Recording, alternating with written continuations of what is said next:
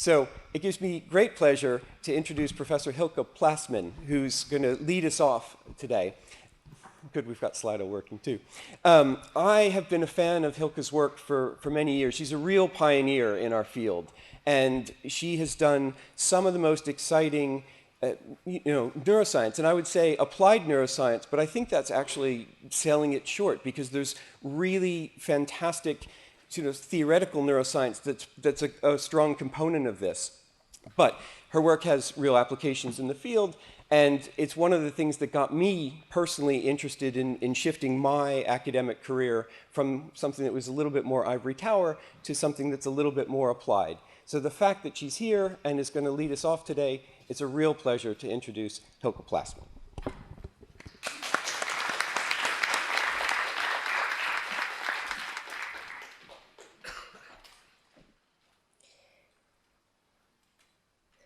First of all, I would like to thank the organizers for this wonderful opportunity to be here. I talked actually quite a bit with Keith and also Tanika before, like months back, when I was prepping a class, an MBA level class on this topic, to understand a bit what they're doing. And I have to say I was very impressed by what both of these companies are doing. Shiseido seems to be one of the first companies that actually has a real lab on this. And then I was really impressed also by all the white papers that NCT Data has on their website. Some of them are unfortunately only in Japanese, but it's very much visionary in the cutting edge work that is done. And I would say that they are a leader in this intersection between business and neuroscience in Asia and worldwide. And I also would like to thank Joe for all of his efforts. It's a very fair point that there are the academics that are going to the Society for Neuroeconomics, and we tend to stick to our ivory tower of this. As a business school professor, I'm obviously a bit more exposed to what businesses think about this topic, but nevertheless, the research and the applications is sometimes very separated from each other because we have to publish in those journals that those that are business people in the room will never really read, right? So I also use this opportunity now maybe to advertise that Joe and I are co-editing a special issue on exactly this topic in Frontiers in Decision Neuroscience. So if you have work that you would like to submit, that would be amazing. And this would be a channel to communicate. And I hope also that the business people in the room will read this. So now let me talk a bit about the idea of what is consumer neuroscience and critically reflect this idea. So when we think about consumer neuroscience or applying neuroscience to business, what we're usually interested in is this idea of can we use models, theories, but specifically also methods from neuroscience and apply this to business research questions. And a lot of these research in consumer neuroscience and decision neuroscience, or however you might want to call this, I'm going to use all of this now in the same sense. When we look at the first decade of this research that has been done, and what we see is that a lot of this research was more going from a direction of taking what we know about decision-making of consumers or managers or any kind of economic agents to better understand how the brain functions during decision-making, which per se is very interesting from a neuroscience perspective. But looking forward, or where we are today, we have to think about how can we leverage this foundation that we have created to create a value add for social sciences, and also to look for business applications. And so the way I've been thinking about this is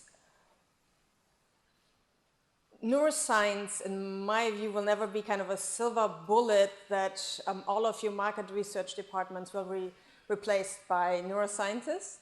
I think of this much more as a complementing tool or methodology that can be an important add-on, right? So, and when can this be an add-on? What I'm going to talk about in this keynote is I'm going to talk about how this can help us to understand why something happens. And also there is very cool research ongoing at the moment, and we have Vinod in the room that is one of the pioneers in this area, and that will largely speak about this, I guess, in his own presentation. I'm not going to talk about your research, but Alex's work. So for that reason, is can we use this actually to predict market level outcomes? So can we use this to make better predictions?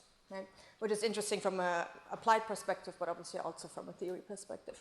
So before I go into this, let me just give you a bit of the history, right? So here you see what I'm plotting here is kind of the development looking at 2000 until 2009, looking at Google hits. If you would Google the word neuromarketing, look for academic publications in marketing journals using neuroscience, or you would look for neuromarketing companies, you see that something in between 2004 and 2005 happened that has led to kind of in some ways the birth of this idea of using neuroscience for business research. And so what is it? What happened? I like to call this the SAM factor. Sam is Sam McClure, who is the author of the first paper that came out that draw the attention to this idea, oh, can we actually use neuroscience to get at business research questions? And so what did he do? So a lot of you will be familiar with this idea of the Coke-Pepsi challenge, where I give you in a blind test both of those drinks, and it turns out we don't really have a strong preference. The moment I tell you one is Coke, one is Pepsi, all of a sudden you have a preference reversal, and most of us prefer Coke over Pepsi.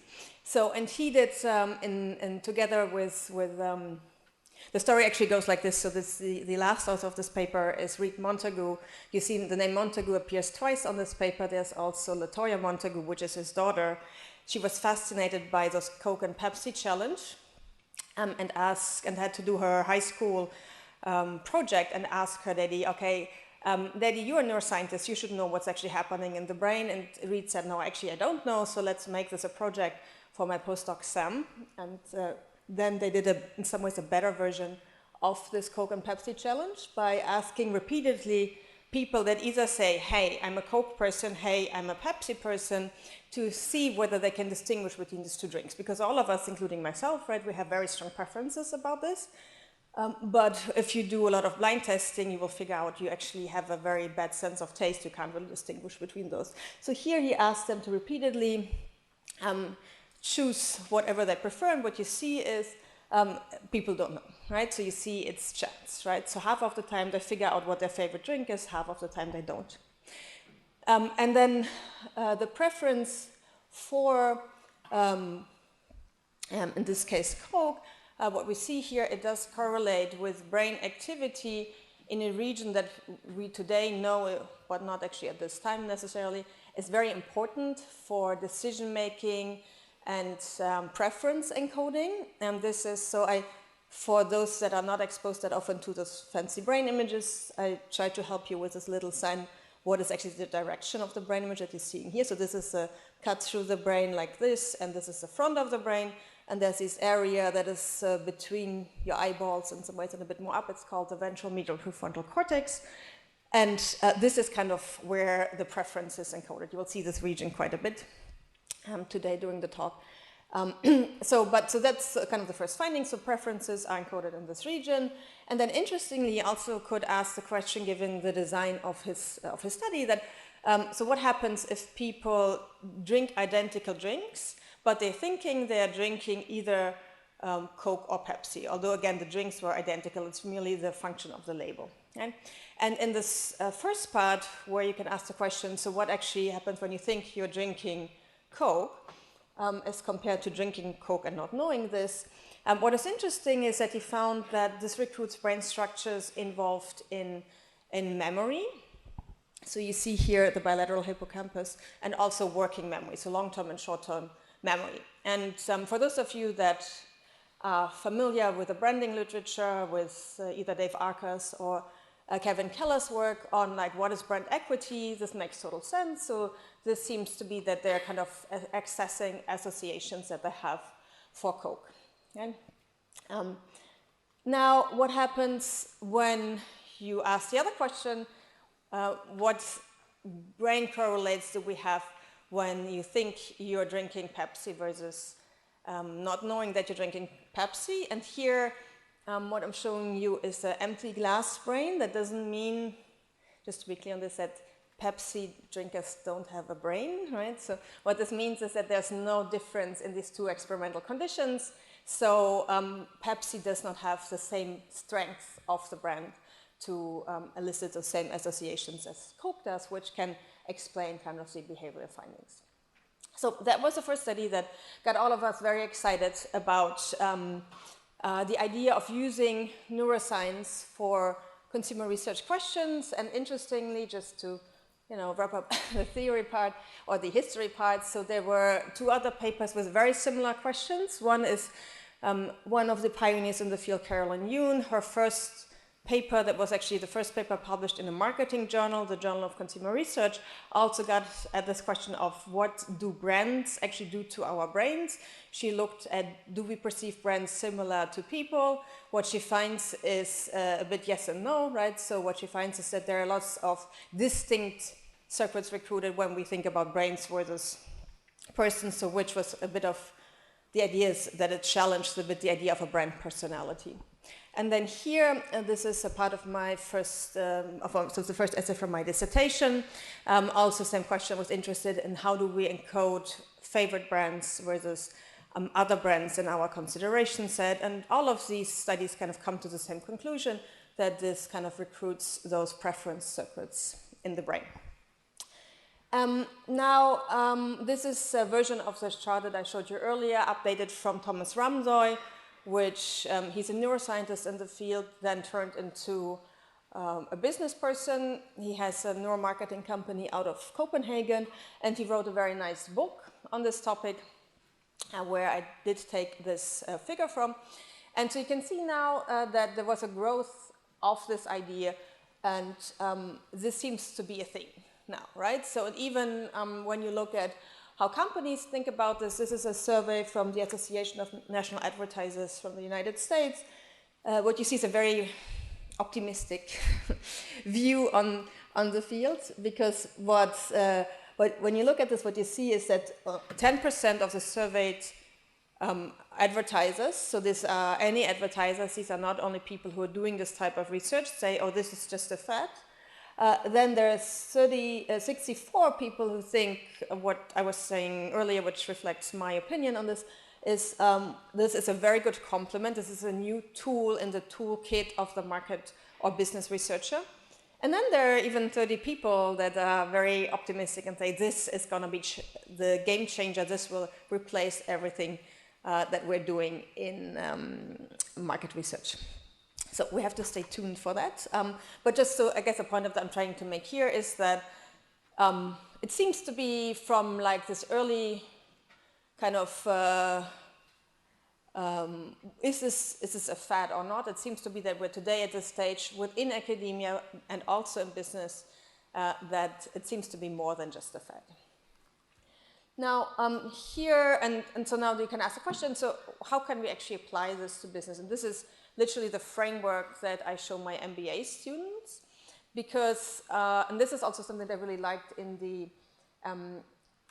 NTT data white papers that they have, is it's more than just a method that you can use to understand consumers. I mean, that's the obvious one, right? So we can use all of those methodologies to better understand our consumers and measure certain processes, right? So either, so here what you see is is a specific system, emotions and so forth, or this could be maybe like a whole brain level, right? So, but this part, so what you see in green here is something that is, I think, also very promising way to apply neuroscience for business that is less integrated in a lot of papers on this topic, or in a lot of classes even on this topic. So this idea I can use neuroscience also not only as part of my research, but I can also use it as part of one of my P's, which is the product innovation part, right? So I can think of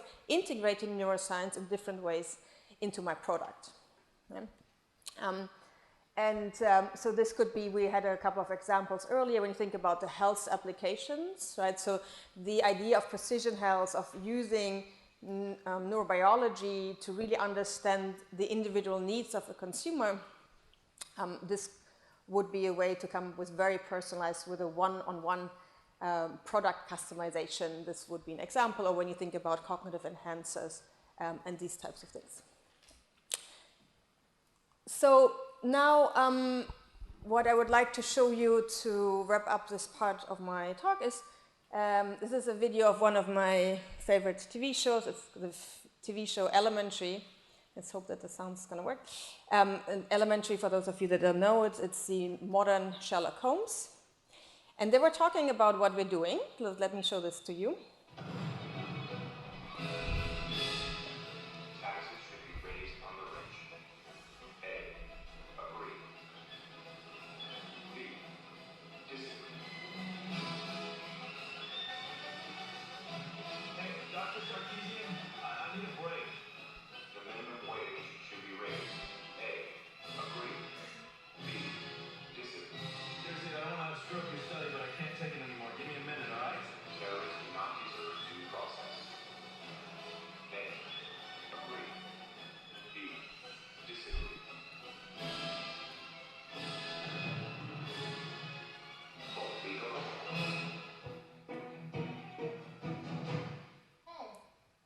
This is Lucy Liu and Sherlock Holmes. Last night I came home, you said you were thinking, I went to bed. You're dressed for work. You seem slow today, not very timely. We're due at the scene of triple homicide. What? We have a job interview. Sort of. Audition might be a better way of putting it. With who? Gary Barkley's FBI. I met him while you were working for MI6. He's a little buttoned up, but I think he's the kind of guy we can get along with. What is he? He's Virginia in charge of triple homicide investigations. Well, I don't know how routine it is, but he caught one this morning. 3 dead at a neuroeconomics lab in Harlem. Some top secret research was stolen. I convinced him that he could use our expertise in neuroeconomics. Are you an expert in neuroeconomics? I mean, compared to an FBI agent, apparently. So the first reason why I like this video is, that's what I tell my MBA students, like, oh, knowing about consumer neuroscience will give you a job, right? So that's mostly what I care about. All of you in the room already have a job, so you're less interested in that part of it. But also, so why I like this video, it shows in some way, so the two reasons. One is it shows like this idea of using neuroscience as a new product or service. So what this neuroeconomics lab in Harlem was promising to do is that they developed a service to brainwash people. It turns out this is not possible, and that's the second reason why I like to show this, getting at the dangers of, or the downside of, or over-promising what you can do with neuroscience, really, such as brainwashing, right? So it turns out that, well, that's not possible, and that's why they were all killed. That's why it was a triple homicide, right? So, I think this makes a nice point that we have to be a bit careful about how we can use this, and this is what I would like to feature in my presentation, because this is also has been said by the other speakers so far, is that at the beginning we didn't really know what we can do with it, so there was a lot of over-promising happening, right? So, and one of the biggest problems here is this idea of, when we think about neuroscience as a mere measurement tool, what we would like it to do is, we would like this to be kind of an objective measure without needing to ask people, can we, for example, detect emotions? Can we measure people's preferences and so forth? However, we have to be quite careful with these ideas, because and the example that I would like to use for this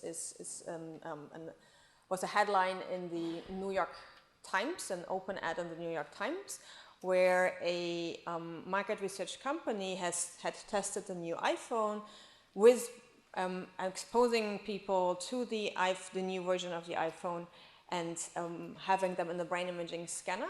And the study was saying, oh, people love their new iPhone, literally, because the Insula was lightening up when they saw their new iPhone. Okay? And this is what we call the problem of reverse inference. Vinod and I wrote a paper in the Journal of Marketing Research that goes into depths of why this is problematic. Let me give you the quick version of this. So the quick version of this is that, well, the Insula, there are a couple of papers that have shown the Insula to be involved in the feeling of love. However, what this open ad did not mention, so what it failed to mention, was the idea that there are actually many more papers that have found that the insula is also encoded in the feeling of disgust. Okay? And you see how that gives it a very different meaning, and that this reverse inference of, oh, I see your insula is lightening up, this must mean X, is difficult to make because a brain region can do more than one thing at a time. Right? So, and that's why there were a lot of neuroscientists that were very upset about this, well, the New York Times publishing this. Said, no, this is not how you can use this, right? So what is really important when you do this type of research is that you have an experimental design that is suited to kind of answer this question, right? So you need to know what is actually happening. So this example, you would have needed to manipulate the feeling of love and then to be able to make inferences about this. Right? So be careful with this, oh, we can use neuroscience just to measure anything. You always need a design that suits the question also, right? So that you can really make sure that you can isolate what you are predicting to measure. So in other words, you need a hypothesis before you engage in this type of research, like any other research. So now let's take a look a bit at what I think is possible after telling you what I think is not possible. So, I'm going to just show you a couple of studies that act on these different goals, right? So, the first one is, so what is really cool about any neuroscientific method, what you'll see is I use a lot of fMRI as an example for a neuroscientific method, but this could be any other method. This could be EEG, this could be eye tracking. So all of these methods, what they share is that they are methods that allow you to trace information processing while it is taking place. And a seminal paper here is from Brian Knudsen that asks the question, so I want to see how we are actually processing the different parts important for being able to make a purchase decision. So he took this idea of, he had people making real purchase decisions in a scanner, an fMRI scanner, and then he disentangled the different steps in this process. So first you see the product, then you see the price, and then you're making your decision. He temporarily dissociated this by saying, okay, here are 4 seconds when you only see the product. Here are 4 seconds when you see the product and the price. And I'm interested in brain correlates of these different phases, how they predict whether, and if so, how they predict the purchase. Yeah? And so in some ways, his work was motivated by some theories that we have in consumer behavior on this by his co-authors, Dražen Prelak and George Lowenstein, with this idea that as compared to rational choice theory in economics, there's also kind of emotional processes taking place when we make purchasing decision. They were thinking, or their theory suggests that there is this hedonic competition of, oh, I'm going to get the new nice Shiseido cream for my face, right? So, but then, so, which is a reward, so something positive happening, but then, oh, I have to pay, it's not cheap, right? It's very expensive, I have to pay lots of money for this, which is kind of a negative feeling that might kick in. Yeah?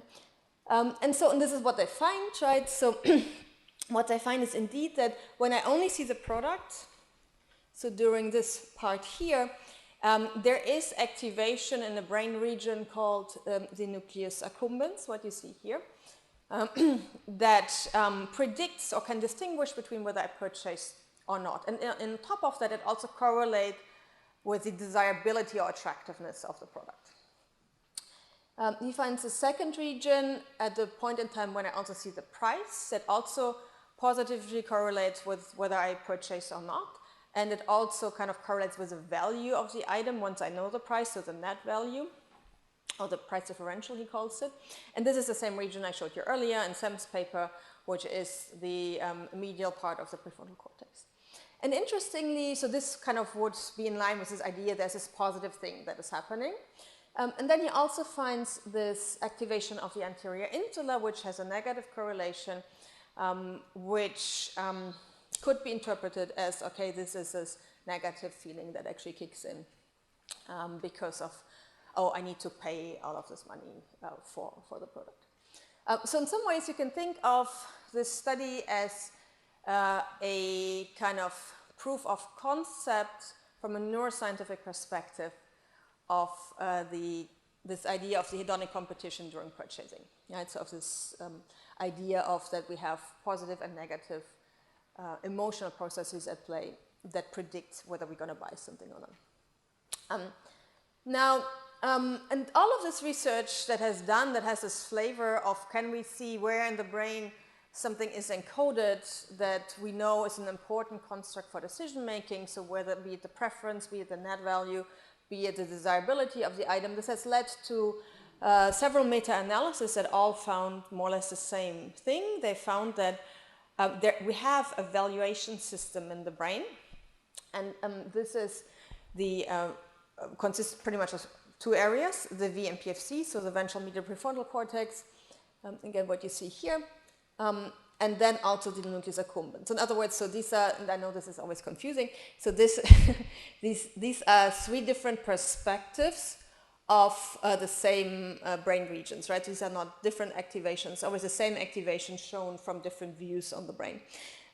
And so this seems to be very consistent. Again, there are lots of meta-analysis that show this, that this is our valuation system in the brain. And now, again, and this is a super important foundation for what we do. But then you can ask, this is my dear colleague Klaus Wertenbroch, you can ask what I like to call the Klaus question, which is every time I tell him, it's like, look, Klaus, I found the VMPFC to be activated when people express their preferences. He says, Hilke, why care about this, right? So I'm a behavioral scientist. I essentially don't really care about whether whatever region that has a complicated Latin term will correlate with this. I'm interested in understanding behavior. And again, this is kind of the challenge that we're still trying to figure out. What are the situations where the knowledge about the brain can really give a value add for better understanding behavior. And an example, what I would like to give to you now is a situation where we have competing theories that will result in the same behavior. So you can't dissociate the different predictions or the different theories based on just looking at the behavior. You need another method to tell you about the underlying process. Okay? And one example to adapt this to the context here, imagine we have this nice reception later tonight, and there will be lots of sakis, right? So they all look quite similar. It's very hard. Now, we don't know which one to pick. So imagine you have to pick now one of those bottles to pour your glass. I couldn't really tell which one is the one that I would like. Now, imagine the situation that I would have left a price tags on them. And some are more expensive, some are less expensive. And what the easy prediction here is that everyone would like to pour themselves a glass from the more expensive one, because we know that when we ask people about how much do you like the different wines or the different sakis, I use in my study that I'm going to show you, we used wines, right? So because we don't drink that much sake in Europe or the United States. And so we know that the behavioral prediction is quite intuitive. People will tell you they like the more expensive sake more than the cheap one. Right? And now the interesting question, why is this happening? Right? So this could be because I'm engaging in a very cognitive process, cognitive dissonance we call this, like, oh, more expensive should be better. Or it could also directly change how we process the taste as a more kind of bottom-up rather than only top-down process. And so this was what I did in this is actually my job market paper while I was still at Caltech, which INSEAD had hired me. And so what I did is exactly that, what I just showed you. So I had people participating in my experiment, they were thinking that they would drink 5 different wines. Unbeknownst to them, though, they only drank 3 different wines. 2 of the wines were administered twice. They are shown here in the identical color. So one wine that really cost $5 was administered for $5 and for $45. Then there was a $90 wine that was administered for $90 and also for $10. And then there was a distractor wine of $35 that people can't see through a manipulation. So, and this is kind of when I asked them, oh, how much do you like those wines? And this reflects the cartoon that I showed you just before. They tell me they like the most expensive wine the most. So in some ways, I could have ordered them also by price tag, and you would see a linear relationship. Okay? And now the interesting question is, what actually happens if you could see in their brain while they're making those decisions? And that's what I did. So I had this complicated setup of electronic syringe pumps that were in the control room, and then people were lying in the fMRI scanner with a tube in their mouth where the wine was delivered to them. And I know a lot of you think like, oh, this is not like how I usually drink wine. That is true, but that is also the case across my conditions, so that doesn't really matter that much. And you can think of this maybe like in ancient Rome times where someone was feeding the wine to you, or the sake maybe here. And so what I find is that when I ask the question, tell me while people are drinking wine, which effect does the price tag have? So here I'm comparing drinking the same wine at a high minus a low price, and this does indeed recruit the structure that I keep talking about, which is this part of the brain's valuation system, the ventral medial prefrontal cortex. I told you I'm going to say this word very often today. What is interesting about the structure is also that when you look at this from a taste perception perspective, or any kind of sensory input perspective, that this region is, for a lot of our 5 senses, is the region that associates or gives kind of the meaning in the sense of do I like this or not to the sensical input that we're getting, right? So for example, for when I smell something, when I hear something, when I taste something, there are primary regions that are involved in encoding the perception of taste or flavor or whatever. And then there's a secondary part which tells me, oh, do I like this or don't I like this? So this is involved in, it's a secondary taste cortex that I'm specifically showing you within the VMPSC region. So, and the way to think about this is that, or the way I think about this is, it's in some ways you can say, well, so people are telling me they like the more expensive wine more, not necessarily because they think they like this, but also because they feel they like this, because this region is involved in encoding this feeling. And the way you can relate this to other research is, or the way I like to think about this is, well, this is pretty much like a placebo pearl in the clinical domain, right? So where there's a lot of similar research, I'm telling you this is a sugar pearl, or I'm telling you this is a painkiller, and it will also recruit regions in the brain that are involved in pain processing. Yeah? Although it's always the sugar pill. Now, a lot of my research, so I got very inspired by all of this placebo research in the cognitive neuroscience literature from people like Torvega and so forth. This kind of was part of my research agenda where I was trying to get at, okay, what are the different sub-processes that are involved in those marketing placebo effects. And so in my lab, so this is kind of the current state of where we're at. So we find that there's a network of different regions involved that is mediating, so that gives rise to the marketing placebos on a behavioral level. And now I'm trying to, in different follow-up studies, I'm trying to isolate what actually do these different brain activations mean. So you can think about, I put these labels on these regions, which obviously is reverse inference, which I told you earlier you shouldn't do, right? So, but a way to do this would be, okay, so now we know that this could be the processes.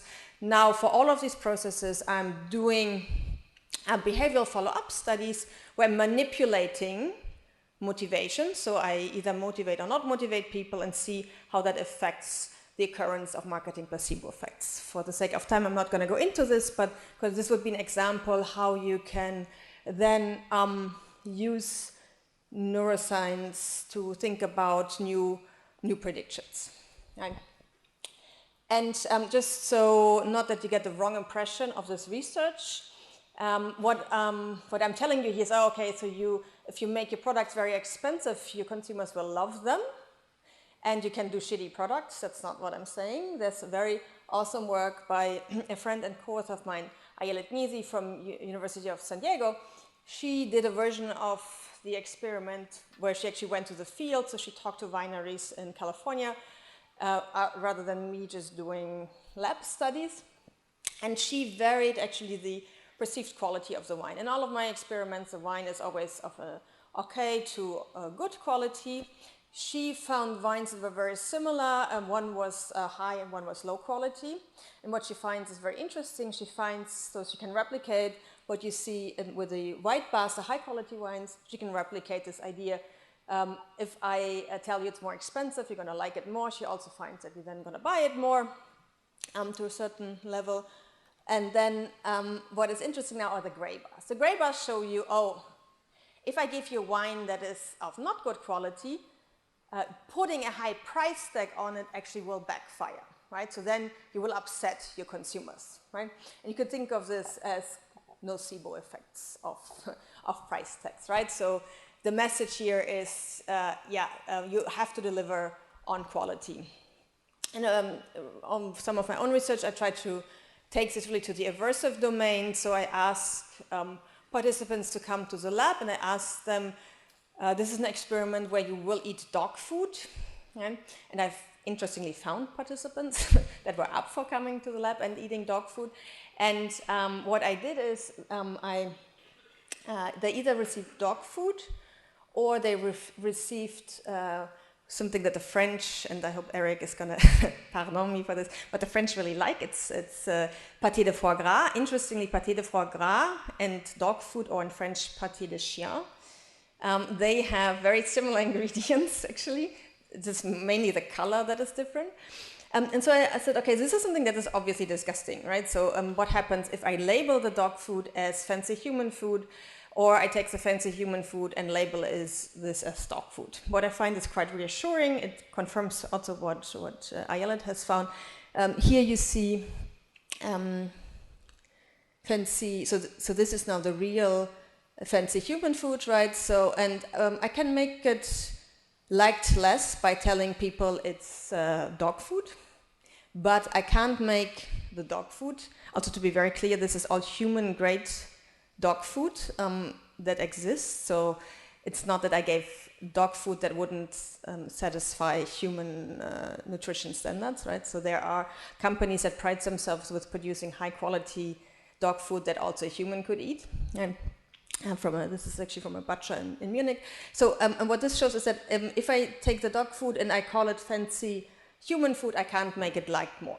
Right? So, and this confirms this idea of that you have to act on the quality. You can't just make bad quality products expensive and then your consumers will be happy to buy them. So, so this is kind of my research line on this idea of the placebo effects.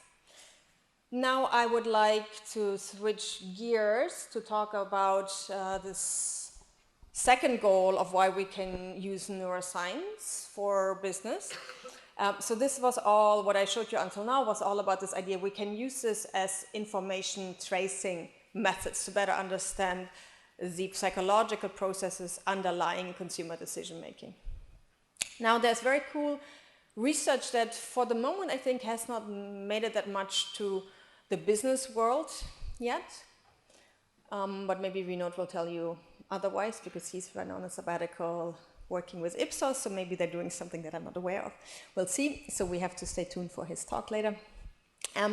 Is this idea that maybe we can use this also to make market level predictions. And so just to be very clear, what I mean with this, so a lot of research in neuroscience, when you think about clinical research in neuroscience, what they do is they look into people's brains to understand health or decision making of one person. What I've been showing you is oh, can we use this to understand what a small group of people are thinking? So this is usually like 20 to 40 people, which is obviously not representative of the whole land of Japan or the whole land of Germany or France. But there is now this cool work spearheaded by a couple of labs that says, oh, maybe we can take the brain activity of those 20 to 40 people and make predictions about market level outcomes. And so interestingly, there are a couple of papers that show that this works.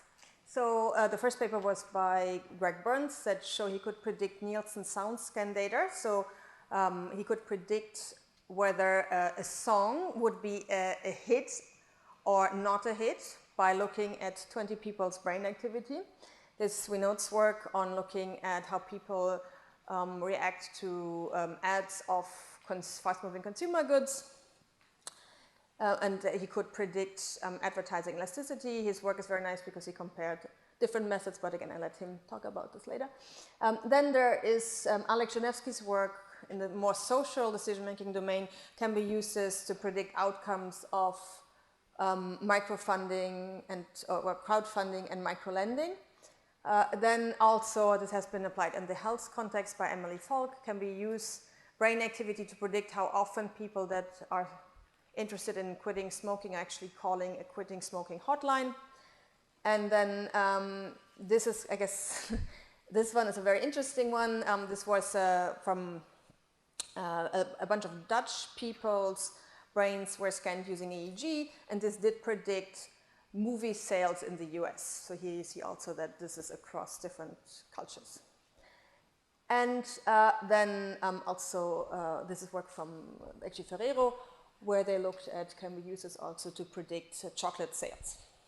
And I would like to go to give you a bit what is actually done in those studies. I would like to give you one example of this work. This is now the work about the crowdfunding. So this is Alex Janevsky's work, who is now a marketing professor at the Erasmus University in Rotterdam.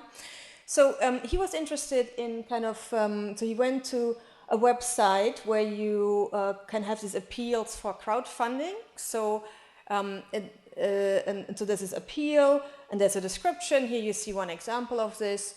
And then, so it's on there for some time, and then if it has raised enough money, it will be funded, yes, no. And he was interested in, can we predict whether the project was funded, yes or no? And so the cool thing about this is that he can kind of scrape this information from the internet, because this is information that is available, and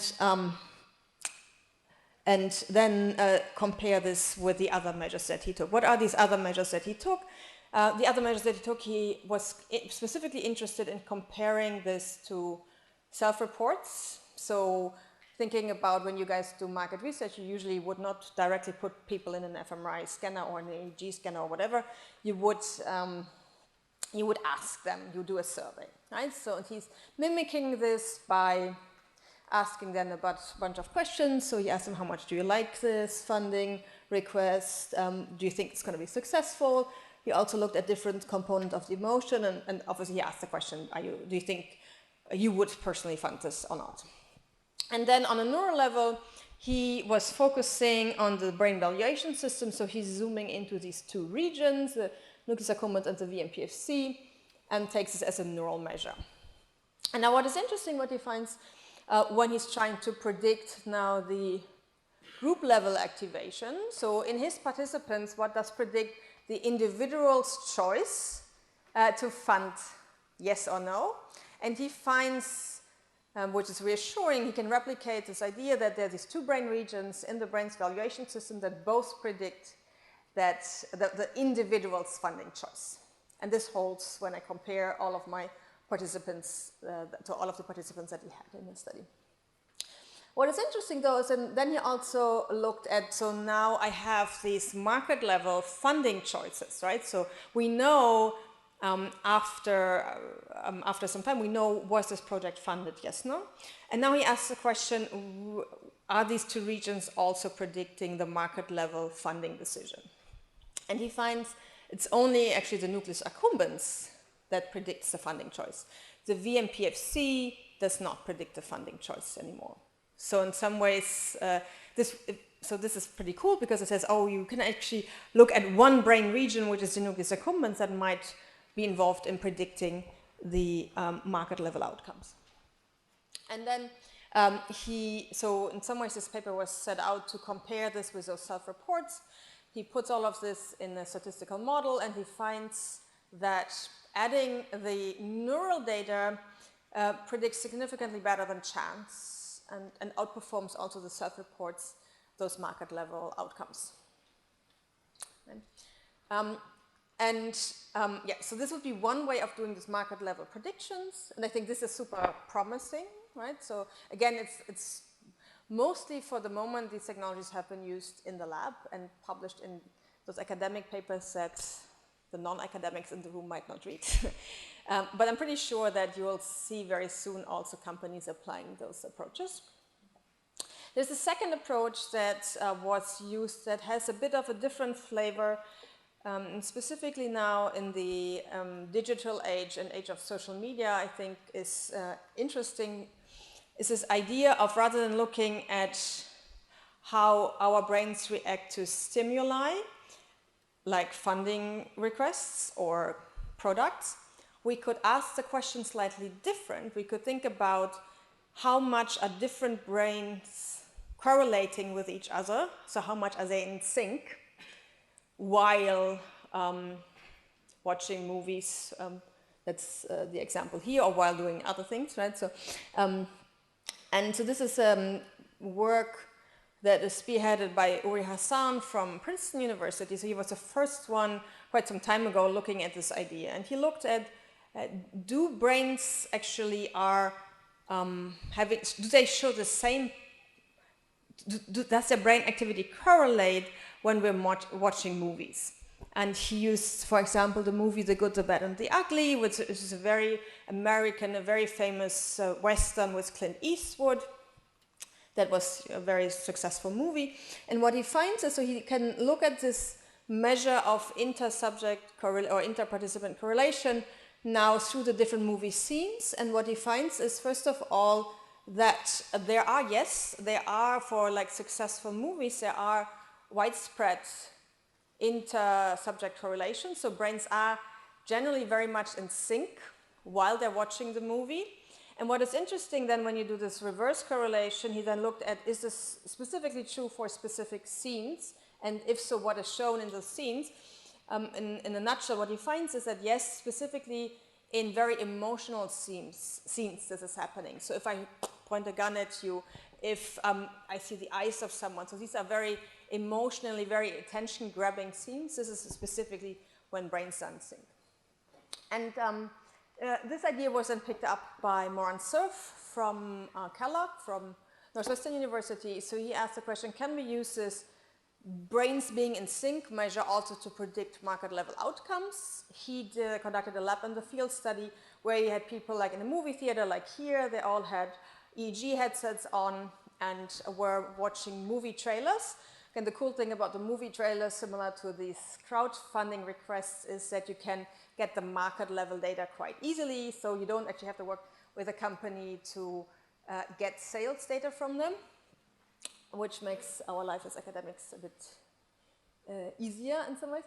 And so he's proposing here a two-stage process. So he's saying, okay, so what I think is happening when brains are in sync is that this will increase the free recall of those movies, and then this should be linked to how successful the movie was.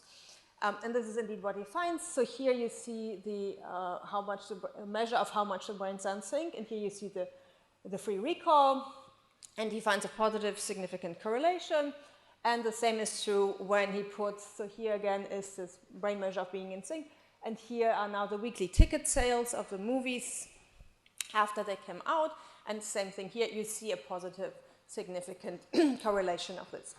So in other words, what I've shown you here is that this idea, there's a potential that we might use different neuroscientific methods to predict market level outcomes, which would be amazing. I've shown you two different measures. So this idea of individual brain signatures predicting market level outcomes, and also this measure of how much brains are in sync do this.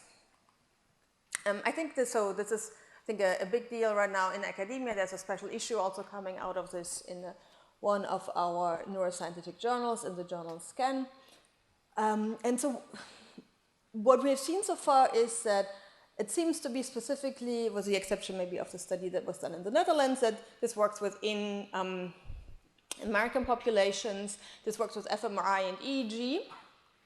What we don't know yet is how generalizable this is. When you think about does Western signatures, for example, would that also predict Eastern market level behavior? This is something that we don't know for the moment, and which would be an interesting question. Also, can we use other methodologies that might be maybe for the for the business people and easier to use than EEG and fMRI? And also, one feature that all of these studies have that show this as a proof of concept is that most of them are using what we like to call hedonic products. So these are products like chocolates and so forth. These are not like utilitarian products such as power or something that is not associated with emotions and reward processing per se.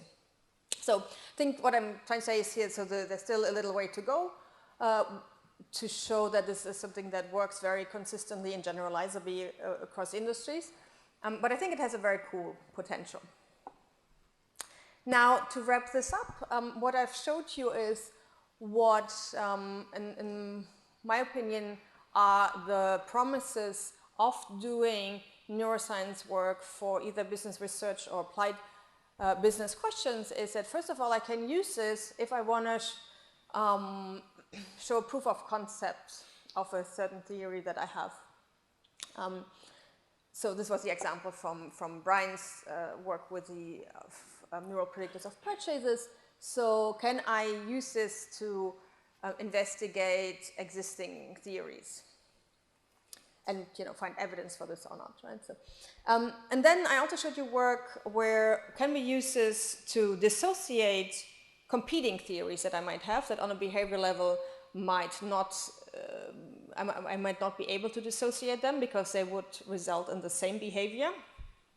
This was the wine example.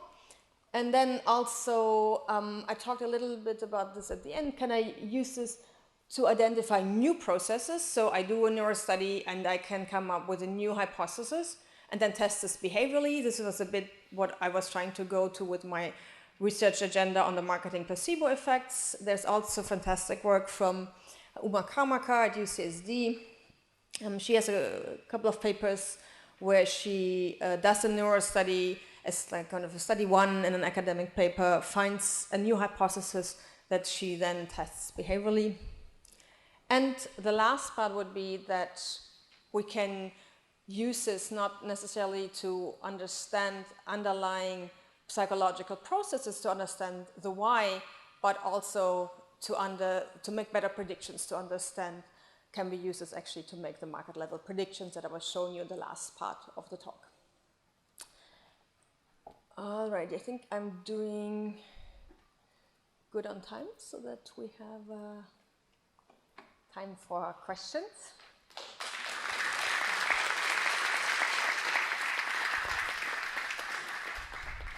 Yeah. So, if anybody has any questions we'd like to the floor. Actually, I had several, but I'll just start with one. Yeah. I mean, it's so exciting, this work, and it's exactly what gets me, motivated to be here. EEG and fMR are quite expensive and quite complicated as tools go. Do you think that means that they're not as accessible to companies? I mean, it's fine if you're Coca-Cola, right, and you have pockets deeper than God. But what about companies that aren't, SMEs or even larger companies, but that just don't have that kind of money to put in to doing their market research? Are there tools in consumer neuroscience that are still going to be helpful for them? So I think EEG may be one of those actually, right? So because you now have these headsets that are a bit more applicable to do lab in the field studies, so where you don't have to put on this cap and you have wet electrodes and you have to wash your hair afterwards. Obviously, it's always at the sake of precision, right? So you have to be careful when you do this type of research. There are, I mean, what you see is, and I'm actually happy to send this to the organizers. I just wrote a background note on what tools are out there and how are they used from the industry for my MBA class. So I'm very happy to share this. So there's other technologies. It's always a bit of a question. There's always a trade-off, right? So fMRI gives you a very good spatial resolution. So if you're interested in localizing brain activity, that is still the gold standard, and it comes at a price. And obviously, as a company, you don't want to invest in a scanner because, I mean, the scanner itself is really expensive, but what is even more expensive is maintaining the scanner, and then you need people who do this, and then also you need people with a PhD in neuroscience to analyze the data. So I think the best is to collaborate with researchers, or I mean, if you're really buying into this, you might, like Shiseido is doing, they're hiring people like Keith who have a PhD in neuroscience and to build up a unit on this, right? So, but I think something that is half-hearted is not the good way to go, right? So you should either get the outsource expertise or start building this up, right? So otherwise it will be very frustrating to do this type of research.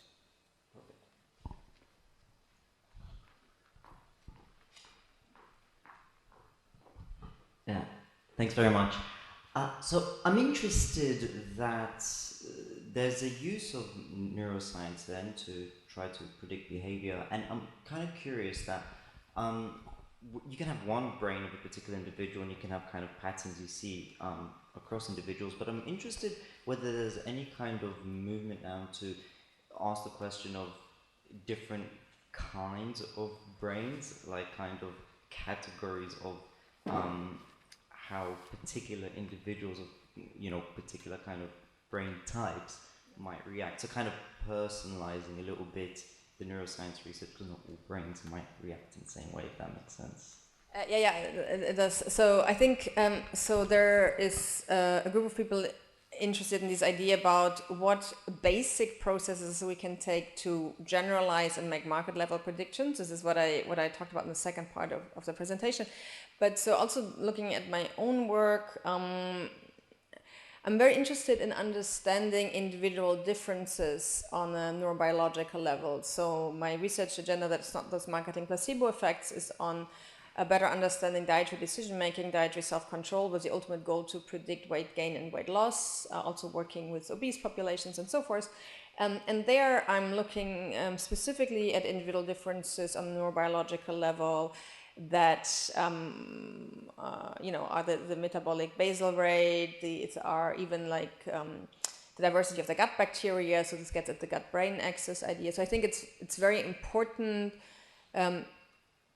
if you want to have those customized solutions, right? So to really not only take individual differences that we have on a personality level, but extend this to the neurobiological personality. So, and I think the best example here comes from health, as we heard before. So when you think about very successful cancer treatments today, it comes from looking at the genes and finding kind of what is for this specific cancer, because not all cancer is the same, what is the specific genetic makeup of the patient's cancer, and then finding an individualized cure to this. So maybe I could just feed something from Slido that relates to that, is related to gender differences, right? So I suppose the most basic category that we could talk about. Yeah, and I don't know that much about, so I'm not the right person to ask. Maybe Matthew knows more about this. Because in all of my studies, but I'm, you know, obviously, I'm restricted to a certain questions that I ask. I never find any gender differences, right? So all of this, what I'm looking at, is extremely basic processes.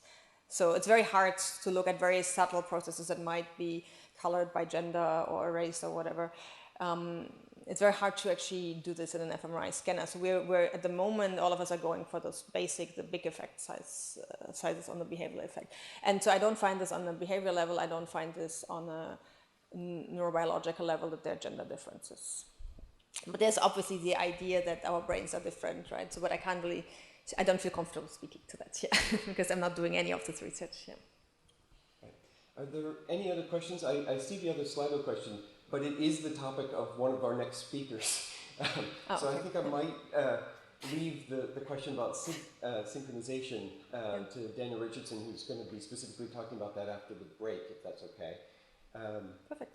And I saw another hand now. Somebody? No? Okay, well then we are perfectly on time. I'd like to just take this opportunity to thank Hilke again for a wonderful talk, and thank you. Thank you very much. If you have other questions, I'm going to be around the whole day. Just grab me, and I'm happy to chat with you.